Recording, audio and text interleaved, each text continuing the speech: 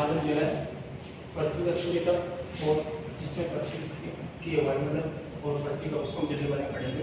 तो हम देखते हैं जैसे कि सूर्य से जो ताप निकलता है या सूर्य से जो किसी भी ग्रह पर उसका तप जाता है उसे मतलब 100% मानते हैं। उसको 100% मानने के बाद जैसे हम पृथ्वी और वायुमंडल के बारे में बात करें तो जो है पृथ्वी से जो है जो सूर्य तक 100% सूर्य तक निकलता है सूर्य से, वो सबसे पहले दो भागों में आता है। जैसे 30% और 35%।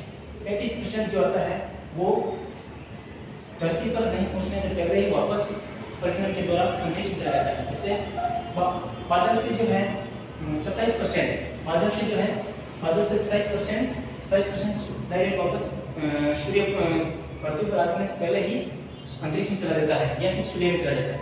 उसके बाद जो है वायुमंडल से जो है 6% सीधा अंतरिक्ष में चला जाता है। उसके बाद धरातल से जो है 2% जो होता है ताप वापस अंतरिक्ष में चला जाता है। यानी जो 35% जो है वो 35% पृथ्वी के धरातल पर आने से पहले ही बादल के माध्यम से 27% और वायुमंडल के माध्यम से 6% तथा धरातल के माध्यम से 2% डायरेक्ट वापस वायुमंडल या सूर्य अंतरिक्ष में चला जाता है।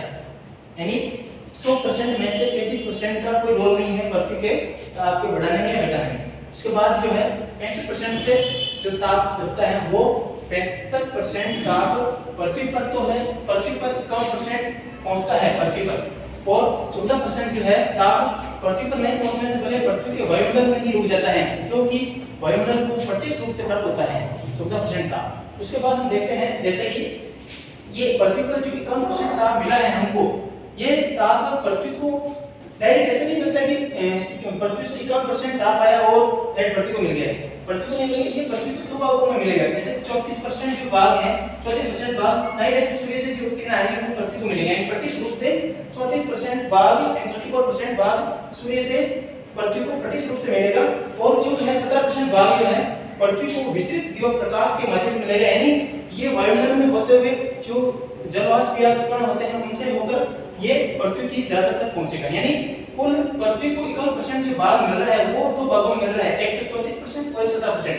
34% जो है प्रत्यक्ष रूप से मिल रहा है पृथ्वी को, और 17% जो है इसको अप्रत्यक्ष रूप से या विस्तृत दिव्य प्रकाश के माध्यम से मिल रहा है। अब देखते हैं जैसे कि वायुमंडल को जो है 65% में से 14% प्रत्यक्ष रूप से मिल गया, और जो अब जैसे अब पृथ्वी को ये जो 51% ताप मिला है, ये इसका पृथ्वी का जो है यानी ऊर्जा वास्तविक उष्मा बजट हो गया। पृथ्वी का वास्तविक उष्मा बजट जो है 51% है। वास्तविक उष्मा बजट,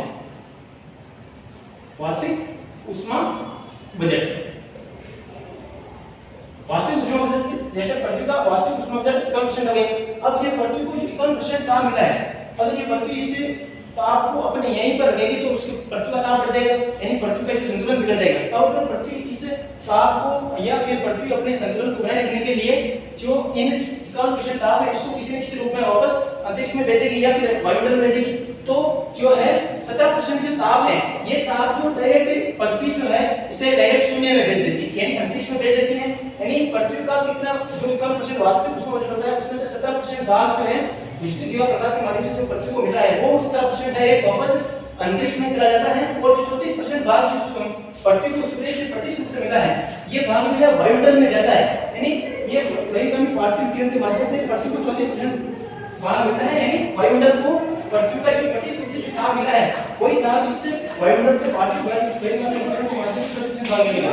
यानी ये 34% पार्थिव किरण के माध्यम से ताप मिल रहा है, ये डायरेक्ट 34% भाग के रूप में मिल रहा है। ये इसे संगठन के रूप में 19% और विक्षोभ के समय के माध्यम से 9% तथा प्रभावी विकिरण के माध्यम से 6%। प्रभावी विकिरण का मतलब है कि पृथ्वी के जो वायुमंडल है उसकी निचली जो सतह है वो कितनी गर्म है उसके माध्यम से यानी प्रभावी विकिरण 6%, पश्चिमी विक्षोभ या समय के माध्यम से 9% तथा संगठन 19%। और जो ये जैसे इसको अब वायुमंडल को जो ये 34% और 17% जो 14% जो प्रत्यक्ष रूप से मिला है वायुमंडल को, और 34% बहिर्गमन पार्थिव किरण के माध्यम से मिला है, यानी ये 14 प्लस 34 ये दोनों जो मिलकर वायुमंडल का वास्तविक बजट, वास्तविक उष्मा बजट बनाते हैं, वास्तविक उष्मा बजट बनाते हैं। अब वायुमंडल को जो 34% वास्तविक उष्मा बजट मिला है वही वास्तविक उष्मा बजट अब अगर वायुमंडल के पास रहेगा तो वायुमंडल के पास रहेगा, अगर वायुमंडल का संतुलन बिगड़ जाएगा। अब इस वायुमंडल को अपना संतुलन बनाए रखने के लिए जो है जो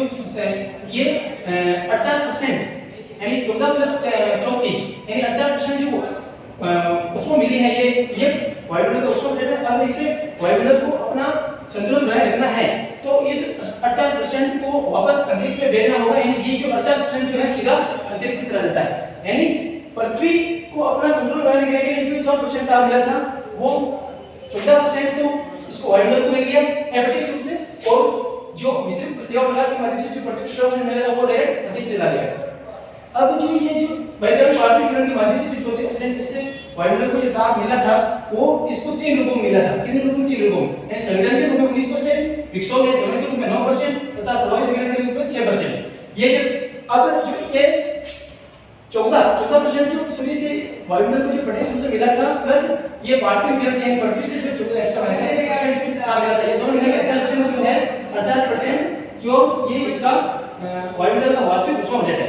अब इसे भी ये वापस अपना संतुलन बनाए रखने के लिए वायुमंडल इसे अंतरिक्ष में भेज देगा। ठीक है, तो दोस्तों ये जो पृथ्वी का जो सूर्य का जो 100% है उसको हम अलग अलग भागों में बांट कर देखा, तो इसका ये हो गया। अब इसको मैं एक बार वापस देख लेते हैं। ये वजह से हम सूर्य का 100% है टोटल, वो इसको दो रूपों में बट रहा है। पृथ्वी पर आने से पहले 65% और 35%। ठीक है, 35% जो है धरातल पर आने से पहले बादल के रूप में, 27% ये अंतरिक्ष में चला जा रहा है, वायुमंडल के माध्यम से 6% जो अंतरिक्ष में चला जा रहा है, और धरातल के माध्यम से जो 2% है वो अंतरिक्ष में चला जा रहा है। यानी 35% का पृथ्वी के तापमान संतुलन या असंतुलन में कोई रोल नहीं है।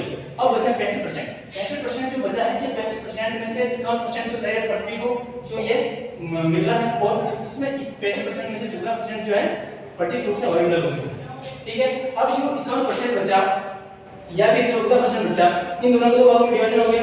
अब जो 51% बचा है ये पृथ्वी को मिल रहा है, लेकिन ये दो भागों में मिल रहा है। 34% तो पृथ्वी को प्रत्यक्ष रूप से माध्यम से, और 17% जो है विस्तृत दिव्य प्रकाश के माध्यम से मिल रहा है।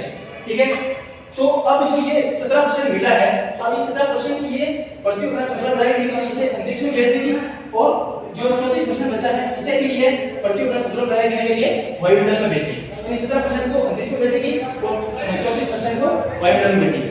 वायुमंडल में भेजेगी इसे हम पार्थिव वही कमी पार्थिव विकिरण के माध्यम से कहेंगे, यानी 34% वही कमी पार्थिव विकिरण से। तो ये जो है इसे भी वायुमंडल में 3 रूपों में प्राप्त होता है जो पृथ्वी का पार्थिव विकिरण होता है। यानी संघटन के रूप में इसको 19% मिलेगा, वायुमंडल को विक्षोभ और समय के माध्यम से 9% मिलेगा, तथा प्रवाही विकिरण के माध्यम से इसको 6% मिलेगा। यानी 34% प्लस 14% दोनों मिलाकर 50% हो गए। 50% ये वायुमंडल का वास्तविक उष्मा बजट कहलाता है। अब इस पृथ्वी को जो 34% मिला है और 14% सूर्य से प्रत्यक्ष रूप से मिला है, इन दोनों को मिलाकर 50% है, यानी वायुमंडल का जो उष्मा बजट 50% है। अब वायुमंडल को अपना संतुलन बनाए रखने के लिए इसे किसी रूप में वापस विकिरित करना पड़ेगा, तो ये जो है इस 50% को डायरेक्ट अंतरिक्ष में विकिरित कर देगा। यानी ये 65% हो गया, और 35% ये सूर्य में डायरेक्ट चला जाएगा, तो इसका जो है 100% इसका ताप है सूर्य का, जो इसको भागों में बढ़ जाएगा। ठीक है, धन्यवाद।